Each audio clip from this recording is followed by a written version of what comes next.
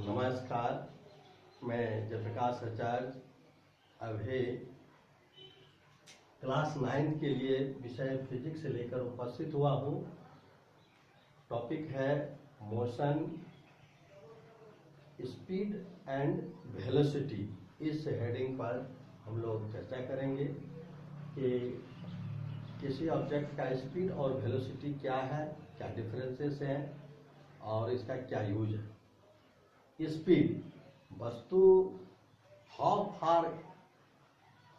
Fast is the object running और moving, कितना तेज कोई वस्तु चलता है, इसके विषय में समझना है। कि सबसे पहले तो हम लोग स्पीड को समझें कि it has only magnitude, that is scalar quantity. Okay, we have very known to a tale about the tortoise and rabbit. It is both the friends started their journey from a fixed point and a common destination. At the midway, the hare slept and tortoise kept on their journey. It reached at the time given and hare reached very late. In this way, the average speed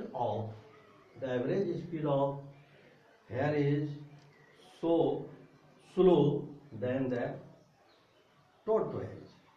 But हम लोग जानते हैं कि दोनों जब साथ चल रहा था तो खड़े बहुत तेज गति से चल रहा था, जबकि कछुआ बहुत स्लो चल रहा था।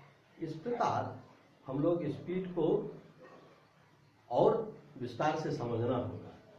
उदाहरण के लिए कोई ट्रेन, मान लीजिए कि महानंदा ट्रेन या फिर अन्य कोई ट्रेन जो कटिहार से दिल्ली जाती है, मान लीजिए 5 बजे शाम में यहाँ खुली ट्रेन और अगले दिन रात में 11 बजे वह पहुंचे दिल्ली। इसमें 30 घंटा लगभग लगा। तो स्पीड इस ट्रेन का क्या हो, तो डिस्टेंस बाय टाइम, डिस्टेंस हुआ 1500 किलोमीटर और time 30 hour, that is 50 kilometre per hour. यहाँ स्पीड इसका 50 किलोमीटर पर आवर हुआ।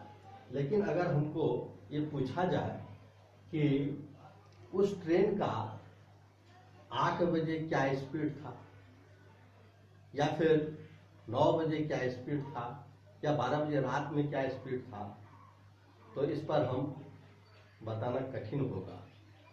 इसलिए स्पीड को जानने के लिए हमको क्या करना पड़ेगा कि स्पीड को एक छोटे से अमाउंट में डिनोट करना पड़ेगा, छोटे टाइम इंटरवल में डिनोट करना पड़ेगा। जैसे मान लीजिए कोई व्हीकल 8 PM पर 8:01 PM पर 1.5 किलोमीटर 1.5 किलोमीटर डिस्टेंस कवर करता है, तो स्पीड इसका क्या आ जाएगा, 1.5 by 1/60, that is 90 kilometre per hour. यहाँ सोचा जा रहा है कि यह 1 मिनट तक कांस्टेंट स्पीड से चला है। सो इस ऑब्जेक्ट का स्पीड क्या है, 90 किलोमीटर पर आवर। लेकिन अगर यह 30 सेकेंड के बाद अगर इसका स्पीड कम हो जाता है, 10 सेकेंड के बाद स्पीड कम या ज़्यादा हो जाता है, तो यह डिक्लेयर करना कठिन हो जाएगा कि इस ऑब्जेक्ट का स्पीड क्या है। सो इससे भी छोटा टाइम में स्पीड को कंसीडर करना पड़ेगा। तो इस तरह हम लोग इसके डेफिनेशन में आते हैं, speed that is the distance cover by A object per unit time. So it is declared as the speed of an object, that is distance traveled by per unit time. Per unit time means the meter per second. Metre per second, एक second में चली गई दूरी किसी वस्तु के object का speed कहा जाएगा. ओके. उसी तरह अगर वृत्ताकार पथ पर कोई ऑब्जेक्ट चल रहा है तो यहां पर स्पीड क्या होगा, ऑलवेज कांस्टेंट होगा. चाहे लीनियर चल रहा है तो इसका स्पीड कांस्टेंट हो सकता है. तो दो प्रकार के स्पीड के बारे में हम लोग जानते हैं, that is uniform speed and non-uniform speed. Uniform speed means if equal distance covered by equal time interval, it is called uniform speed. यदि समान समय में समान दूरी तय की गई है, इसको हम यूनिफॉर्म स्पीड या एक समान चाल कहेंगे. अगर समान समय में समान दूरी नहीं तय की जा रही है तो इसको हम असमान चाल या नॉन यूनिफॉर्म स्पीड कर सकते हैं. अब हम लोग वेलोसिटी के विषय में समझें. Velocity it is vector quantity. It has magnitude and direction as well as also. क्यों जरूरत पड़ता है? एक प्रकार वेलोसिटी एक प्रकार का स्पीड ही है, लेकिन इसमें डायरेक्शन जरूरी है. जैसे मान लीजिए कोई और खिलाड़ी है या गोल पोस्ट है, अगर ये बॉल को कोई खिलाड़ी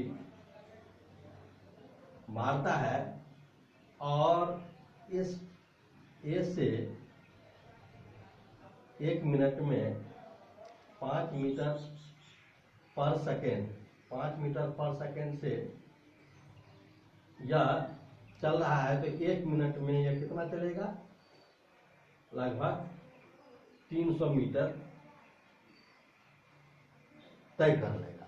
तो दूरी और स्पीड को ध्यान में रखते हुए दूरी तो मालूम पड़ गया और स्पीड भी मालूम है, लेकिन हम इसको स्पीड निकाल सकते हैं. लेकिन यह ऑब्जेक्ट किस डायरेक्शन में गया, कहाँ गया, इसका पता नहीं चलता है. अगर हम इस वस्तु का स्थिति पता करना चाहेंगे तो नहीं पता करना पड़ेगा, नहीं पता कर सकेंगे. इसके लिए हमको डायरेक्शन बताना होगा. तो जैसे कहते हैं 5 मीटर पर सेकेंड नॉर्थ और ईस्ट, वेस्ट, साउथ, अर्थात स्पीड है लेकिन डायरेक्शन देना पड़ेगा. तब उस डायरेक्शन में डायरेक्शन सहित अगर कोई स्पीड बताया जाता है उसको वेलोसिटी कहते हैं. तो दूसरा उदाहरण लें, अगर कोई चोर या कोई उचक्का कोई सामान लेकर के भाग जाता है तो पुलिस उसको किधर पकड़ेगा? तो उसमें डायरेक्शन देना अनिवार्य है कि भाई पूछता है कि किधर भागा, तो नॉर्थ भागा कि ईस्ट भागा कि साउथ भागा, तब पुलिस उस डायरेक्शन में दौड़ता है तो उसको पकड़ लेता है. तो सो डायरेक्शन देना जरूरी है. इसलिए ऐसे ऑब्जेक्ट जिसमें स्पीड मोशन के साथ साथ डायरेक्शन भी है उसको हम वेलोसिटी कहते हैं. वेलोसिटी वेक्टर क्वांटिटी है. Velocity equal to displacement by time. It is defined as the displacement covered by per unit time. Velocity is declared as the displacement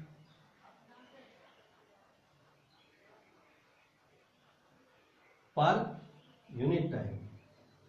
Per unit time. Displacement का unit क्या है? Metre. और time का unit क्या है? Second. इसका भी इस तरह यूनिट क्या हो गया? Metre per second. यहाँ पर वेलोसिटी सर्कुलर पाथ में हमेशा बदलते रहता है। सर्कुलर पाथ में वेलोसिटी हमेशा चेंज होता है, क्योंकि प्रत्येक डायरेक्शन पर, प्रत्येक पॉइंट पर डायरेक्शन चेंज होता है, सो वेलोसिटी भी चेंज होता है। इसको हम एक्सेलरेटेड मोशन भी कर सकते हैं सर्कुलर पाथ पर। सर्कुलर पाथ पर स्पीड कांस्टेंट रहता है, लेकिन वेलोसिटी हमेशा चेंज होते रहता है। इस प्रकार वेलोसिटी और स्पीड में डिफरेंसेस है। Here 5 kilometre per our, 7 kilometre per our north, 5 kilometre per our, 5 kilometre in north, south. Here 5 kilometer per hour, 7 kilometer per hour in north direction. यहाँ पर मैग्नीट्यूड डिफरेंस है, सो वेलोसिटी डिफरेंट है। But 5 kilometre per our north, 5 kilometre per our south, यहाँ magnitude same है but direction अलग है, so velocity भी अलग है। इस प्रकार प्रति सेकेंड डिस्प्लेसमेंट किया गया वेलोसिटी कहलाता है। उसी प्रकार यह यूनिफॉर्म वेलोसिटी होता है और नॉन यूनिफॉर्म वेलोसिटी। अगर इक्वल टाइम इंटरवल में इक्वल डिस्प्लेसमेंट करता है कोई ऑब्जेक्ट, तो उसको यूनिफॉर्म वेलोसिटी कहते हैं। अगर इक्वल डिस्प्लेसमेंट नहीं करता है इक्वल टाइम इंटरवल में, तो उसको नॉन यूनिफॉर्म वेलोसिटी करता है। थैंक्स। इन्हीं शब्दों के साथ, अगर ये चैनल पढ़ाई अच्छी लगी हो तो चैनल को सब्सक्राइब करेंगे। धन्यवाद।